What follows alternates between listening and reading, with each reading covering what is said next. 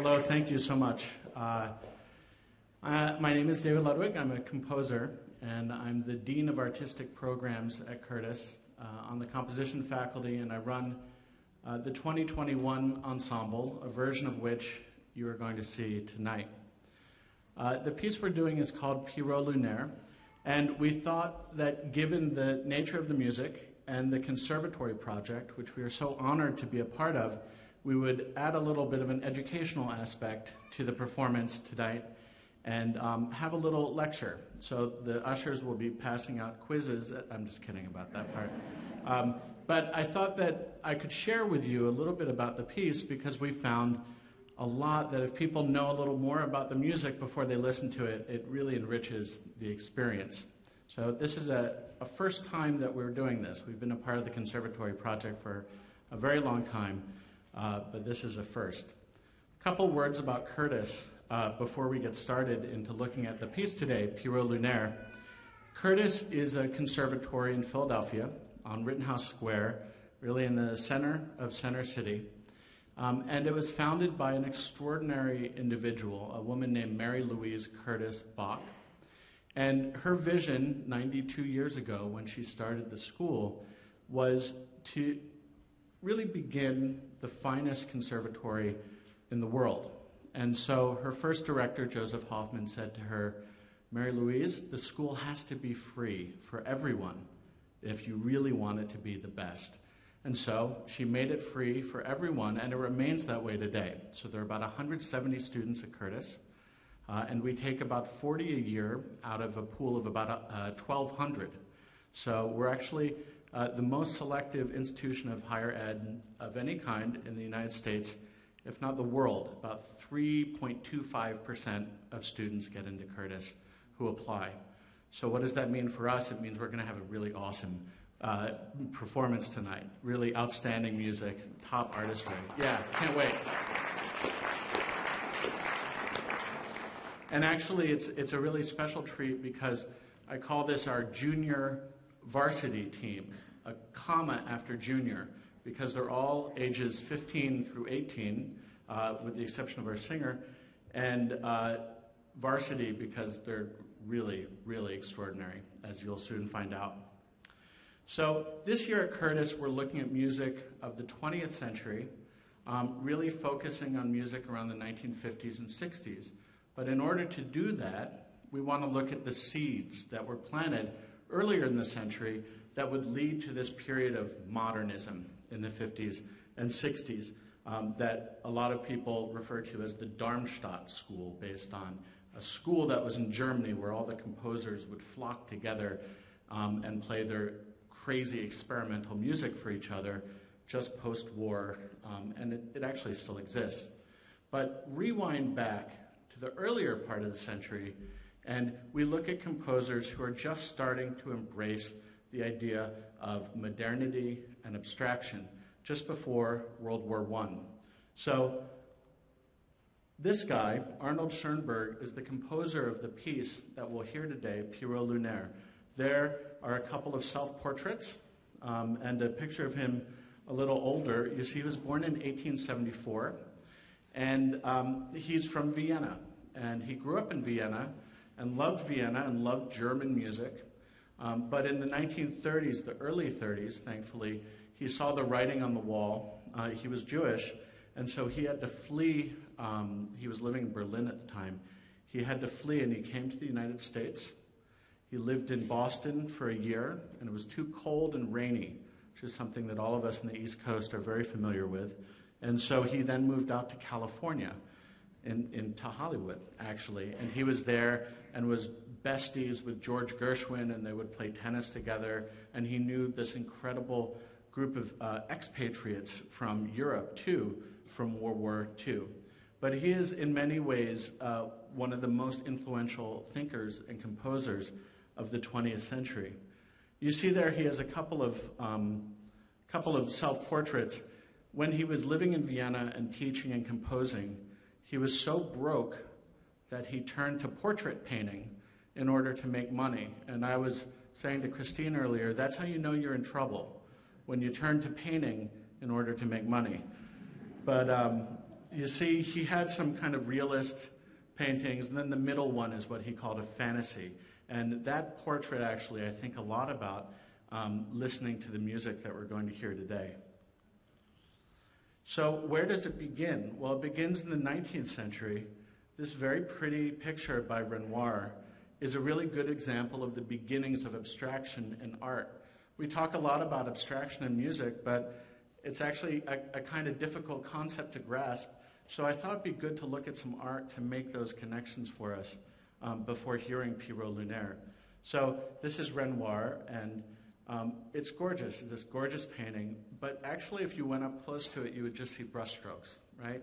It's a very abstract painting. It's from the about 30 years before Pierrot Lunaire. And if you think about it this way, we look at it now, and again, we just see something lovely and beautiful that could be on a greeting card. It's totally inoffensive. But at the time that these paintings of the Impressionists came out and this new approach to painting happened, it was actually, it really threw people for a loop who were used to looking at things the way that they appeared in real life. And they were used to looking at paintings, even though it's a flat surface, in 3 dimensions. So there's another one that we know pretty well. About 20 years before Pierrot. Pierrot's 1912. Van Gogh's Starry Night, a painting very familiar to us. But if we looked at this painting, we look at it, we see it. In fact, we don't need the title of the painting to know that it's a starry night. And we see it's extremely abstract again. Shapes, images, brushstrokes. But the painter is counting on us to take these visual cues and make an image out of it, make a landscape, and understand what we're looking at. But if we were a bunch of robots, which we're not, no one's a robot here, I hope, but if we were, this painting actually wouldn't make so much sense to us because it looks nothing actually like it would look looking at this French village in the middle of the night in 1889. So the beginnings of abstraction, let me try that again. The beginnings of abstraction happen really at the turn of the century. This is a self-portrait by Picasso right next to an African mask from West Africa. And Picasso and a lot of these artists are very influenced by tribal art, by traditional art, by folk art, by ancient art. And in fact, Picasso's early work, this is the same year as, I thought it was 1909. You're supposed to turn off your cell phone, so I guess we can't look it up. Let's just say it's 1912, and then afterwards you can look it up, and I can be wrong.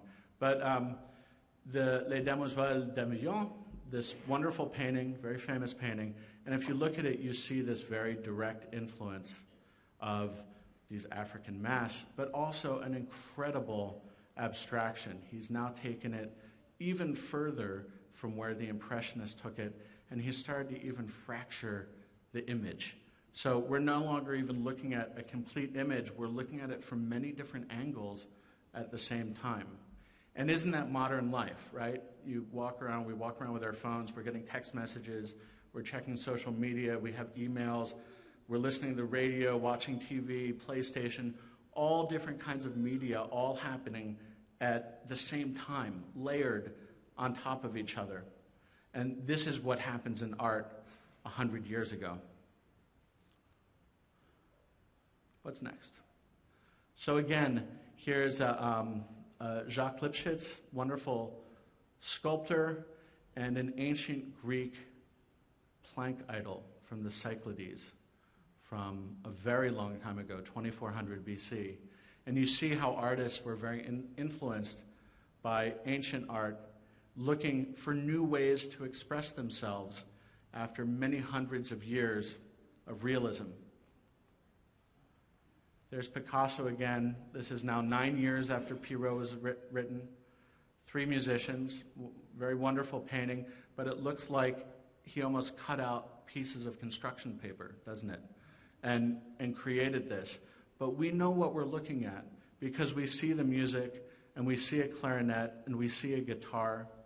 But again, if we looked at it abstractly, without those references, we would only see shapes.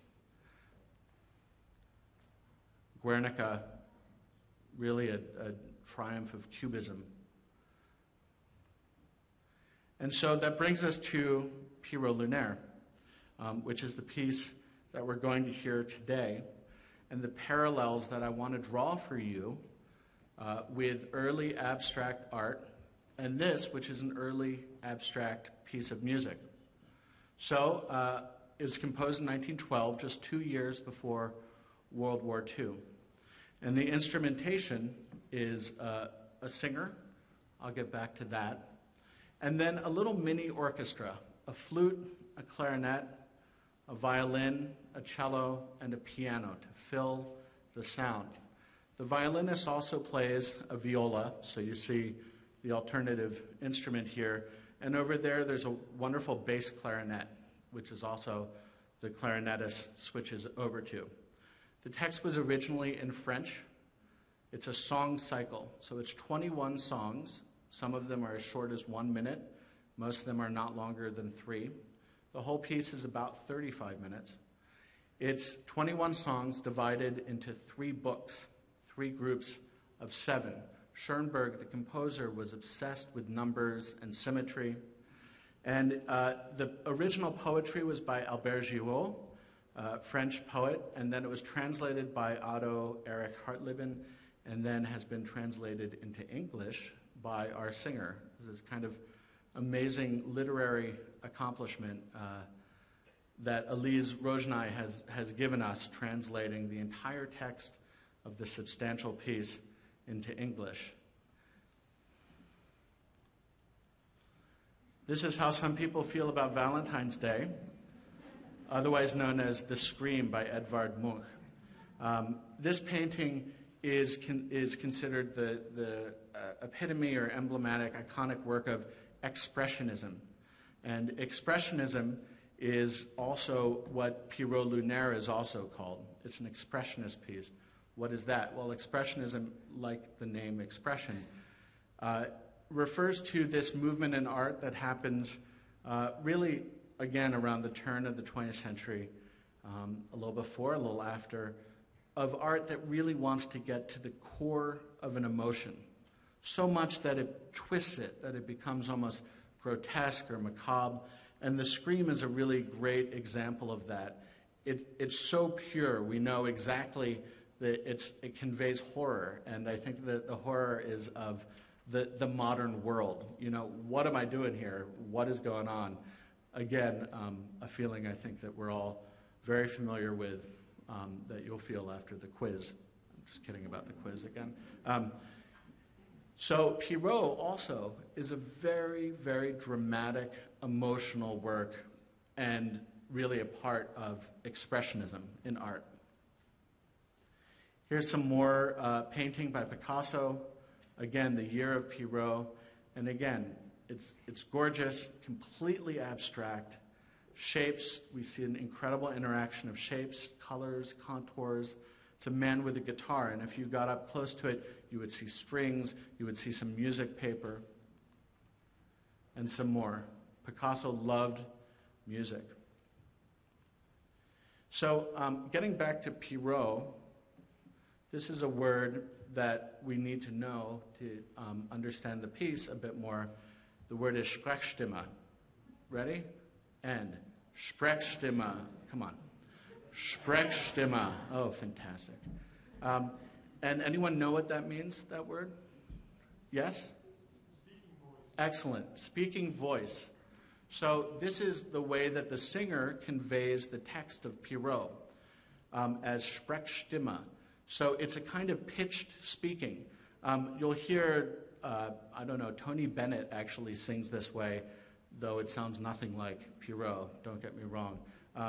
But it's a kind of pitched speaking in between singing and speaking. And the reason Schoenberg asked for that is because Pierrot was commissioned by a cabaret singer. And at the time, cabaret singers, they would sing, they would dance, they would act, they would do scenes from plays, solo scenes, and they were incredibly dramatic, and they would say, I'm going to go to Moscow to buy a sandwich, this kind of thing. I'll only do that once. But so this kind of very dramatic, stylized pitch speaking.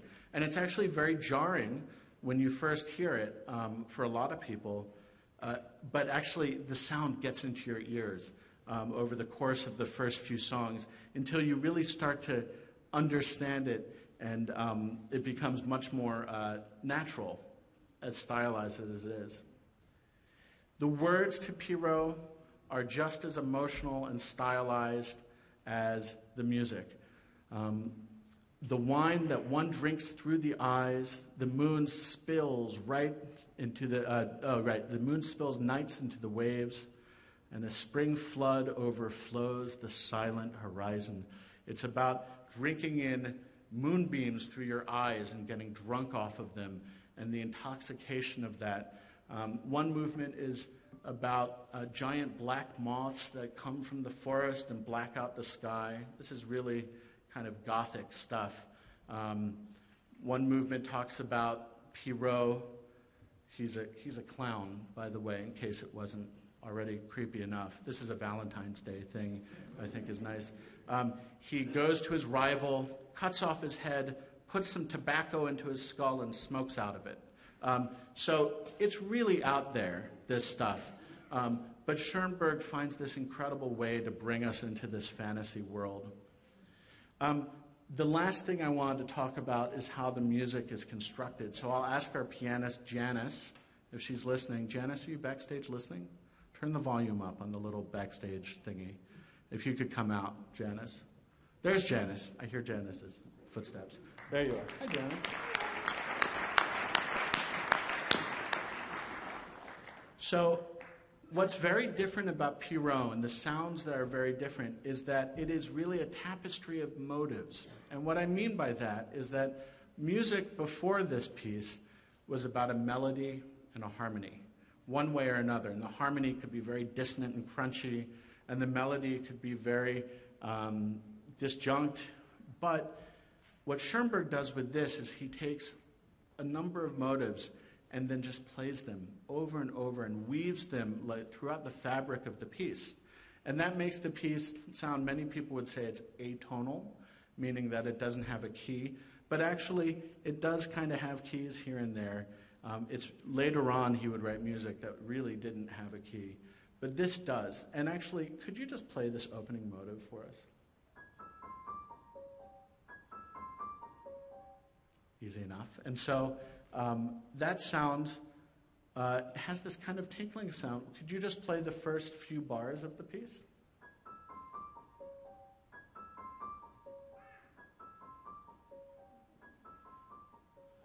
As if you didn't get it the first time. Right, and you even hear he starts to change it. And then you'll hear it played by the different instruments. And the singer will take it up. And he'll have it forwards and backwards and upside down. And he didn't intend people to hear it and go, oh, yeah, that's upside down and half the speed. Or he didn't intend for that. But he intended for all of us to kind of internalize these motives and feel it, even unconsciously, throughout the piece. Remember, he's living in Vienna in 1912, so this is the beginning of Freud and psychology, and so much of this piece is governed that way. So Pierrot is about this kind of crazy clown and his exploits, some incredible fantasy imagery. It's an amazing journey from the beginning to the very end, where the clown goes home to Bergamo, where he's from. And I think he kind of, does he go back on a lily pad or something? He floats home on a lily pad. So you have the words in front of you. I wanted to ask out the rest of the ensemble here to come out and just introduce themselves. So let's welcome the remainder of our Curtis Ensemble today.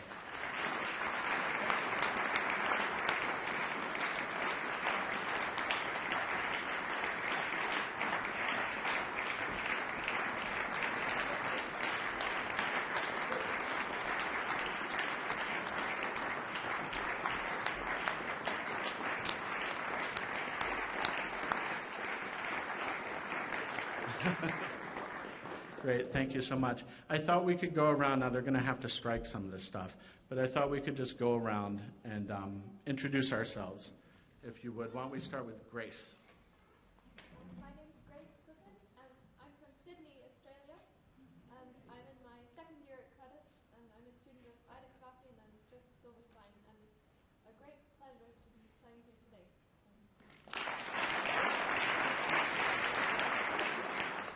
Hi everyone, my name is Andres Sanchez. I'm from Lansdale, Pennsylvania, so I grew up very close to Curtis Institute of Music. I'm in my third year at the Curtis Institute. I study with Peter Wiley and Carter Gray, and it's been a pleasure working with this group. Hope you enjoy the concert. Hi, my name is Janice Caressa. I'm 17 years old, and I'm from Surabaya, Indonesia. And this is actually my third year in Curtis. And my teachers are Mr. Gary Kraft and Mr. Robert McDonald. I hope you'll enjoy tonight's concert.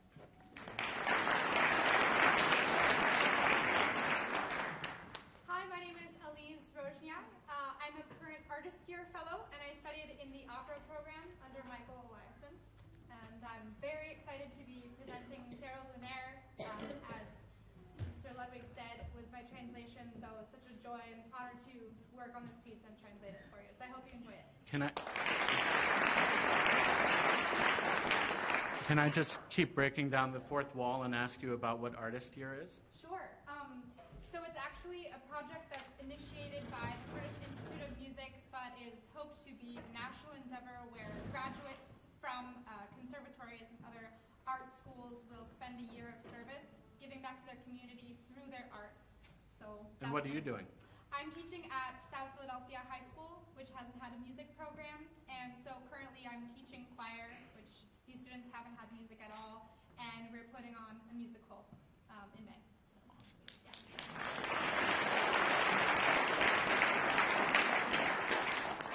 Hi everyone, I'm Yuxing Su from Taiwan. I'm 16 years old. This is my first year here at Curtis.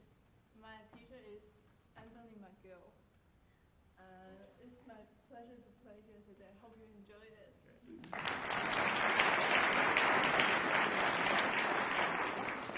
Hi, I'm Emma Resmini. I'm from Fairfax, Virginia, so pretty close by here. It's my second year at Curtis, and I study with Jeffrey Kainer, and I hope you enjoy this piece.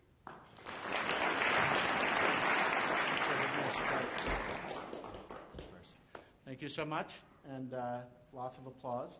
And we're really excited to play Pierrot, Lunaire for you. Thank you, guys.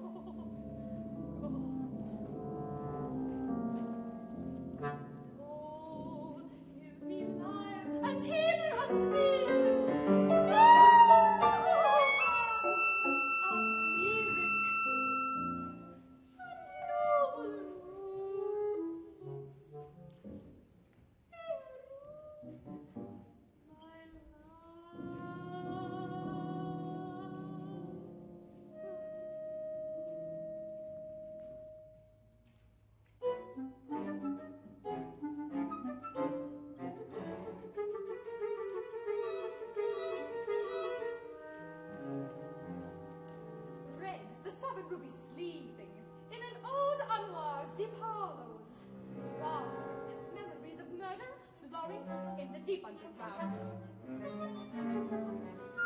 Drunk and just to seek after them, Pierrot and his friends desire them. Rubies, sovereign, and treacherous, rich with glory and with murder.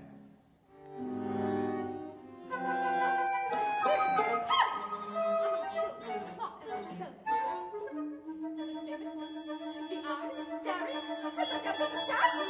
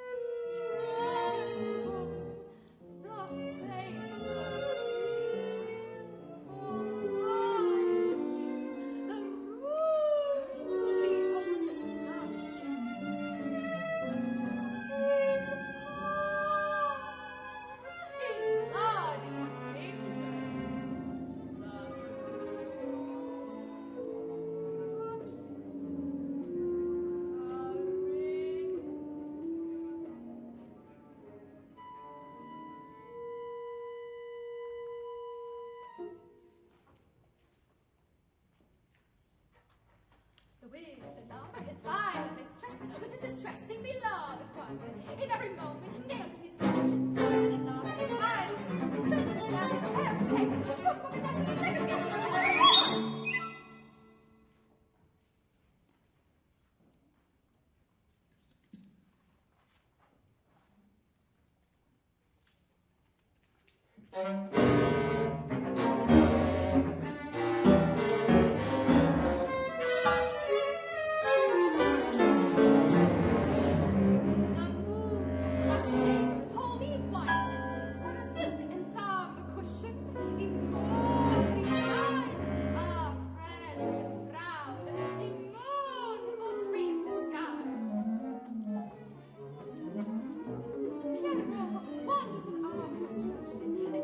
and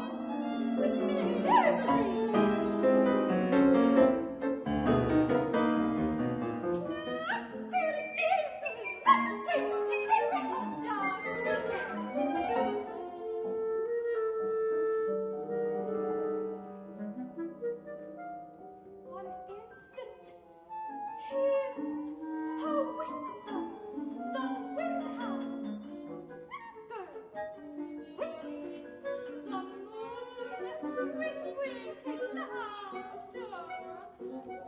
with the small thing, to the